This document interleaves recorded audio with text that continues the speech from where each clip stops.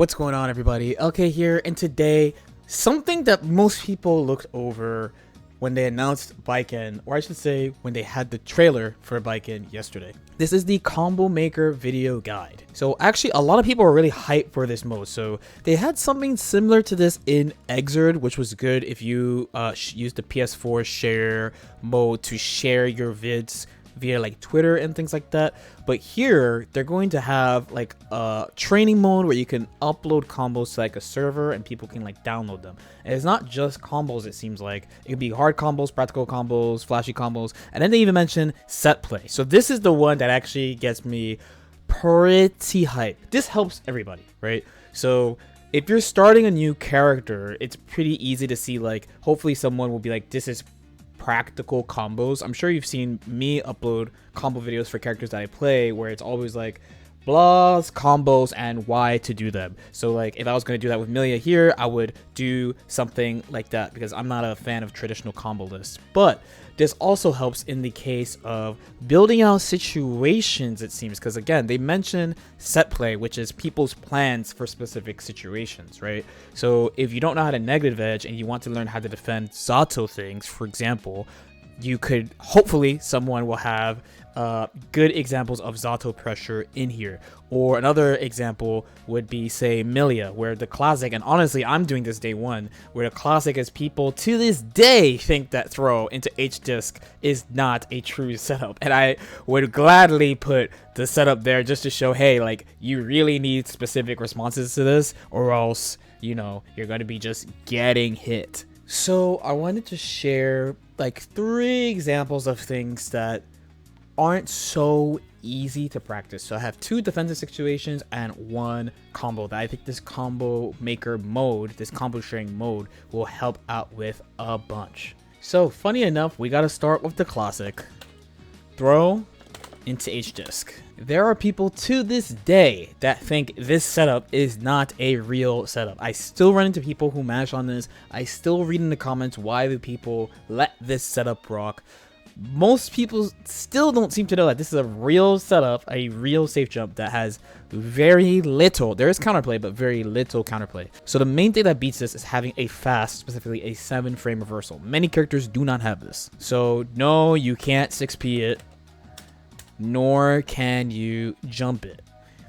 So the main thing that happens is that people don't have the timing for H-disc after throw, so when they try to do it on their own, they go, oh, there's this big, huge gap, so let me just do something like wake up mash or 6P or something. And because of this, they enable these other options, which, to be fair, are not real options. But since people don't have the time for the normal one, they get confused, and so they start respecting. And then options like this start to appear, like throw into throw, or throw into cross, or throw into 2K low. Now, the truth is, outside of the first recording, the throw to jump heavy, which is a safe jump, these options don't hit at the same time as the jump heavy, so these aren't technically real. But most people don't have the countermeasure in play. So personally, this is something that I would record as soon as the option is available to share with people, because honestly, it makes me a little sad when I see people get hit by this. So what you can do is that when Amelia throws you, if you see her do H-disc, you can block high, delay jump, block high again, and you should be able to cover all the options. Now, if you play like Nagoriyuki or Gold Lewis, characters with slow jumps, it's a little harder to work around this, but unfortunately, they're the exceptions. Everyone else has normal jumps and they can be airborne if they pick any of the other options. So with these random recording slots, we can try to run these a little bit.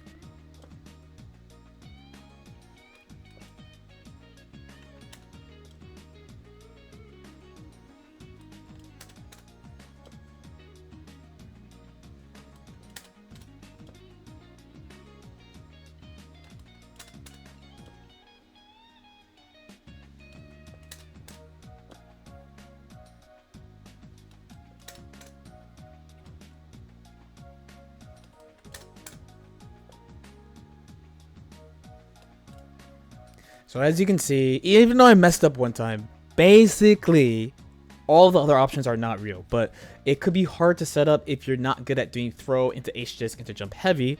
So with the new combo maker mode, it should be much easier to set this up. So while we're here, let's do an example combo. So I have Axel here. I've been playing a lot of Axel recently. I basically have settled on playing Axel versus Potemkin. Love you, my British friend. And I'm thinking about playing Axel versus Leo as well.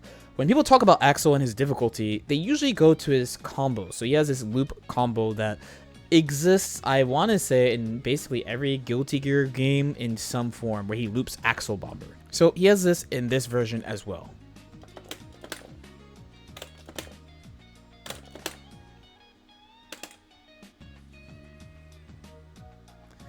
Now, while this combo is well and good and it does a lot of damage, to be honest, in my experience of playing him so far anyway, while you have to identify the chances you have to go for this, you don't get it so often. Now, instead, there's another combo that you have many attempts to go for that is a little bit harder, only in that it's not really intuitive like Axel Bomber. The combo I'm referring to is actually this link.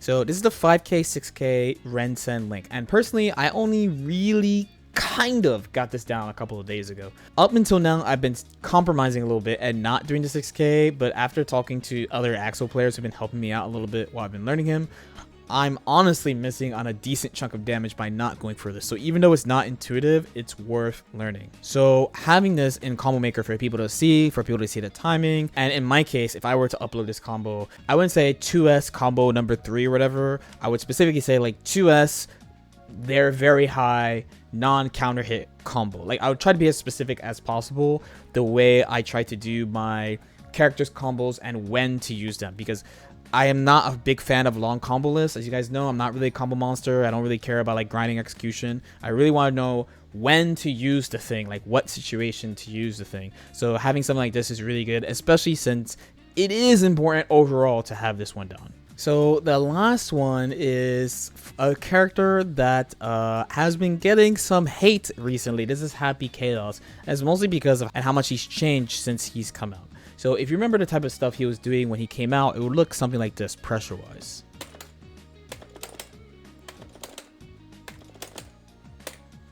Pretty familiar, right? Not too bad. You know, it's really plus, but whatever. But he's changed a lot since then, and now the type of pressure that people are doing now is something like this. So for example, if you have concentration,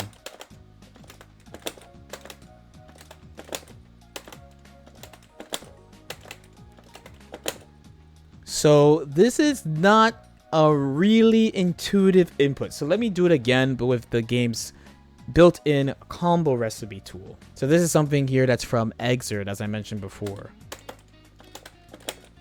So honestly, this doesn't tell you the whole story of what I'm doing. So I'm doing S and H at the same time, holding H, pressing /, letting go of H, doing quarter circle forward S, and then holding H, letting go again, and then buffering the reload. Sounds like a mouthful, right? It was a lot. When I was trying this yesterday at this point on stream, I was like, how do you do this? I practiced it for about an hour until I sort of saw what it was supposed to look like. Today I've been practicing it on and off over the span of like 10 hours while doing other stuff, and finally I'm kind of getting it. Now the way that people tell you you're doing this right is that you actually have to try to do this to soul, and the normal gunshot and the steady aim shot has a 3-frame gap. So if you do it right, you should trade with 5k. So it should look like this.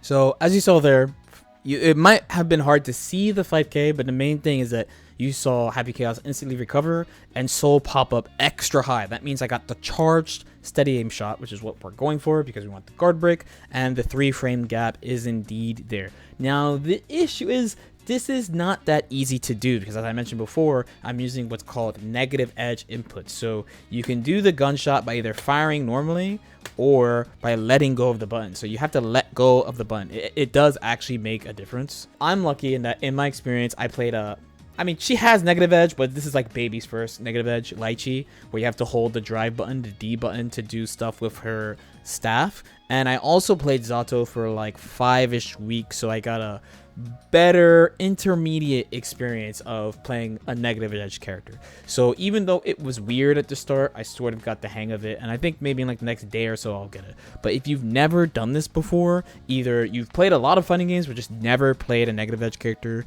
or you started with this game and like either you want to try playing him or you want to learn how to deal with him, this will be pretty hard because you have to do it correctly to practice against it.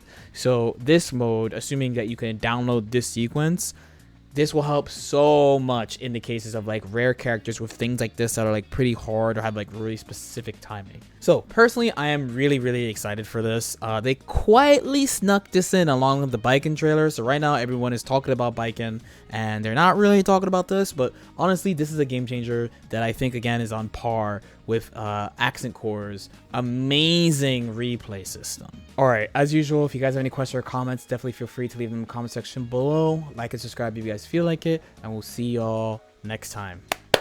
Peace out.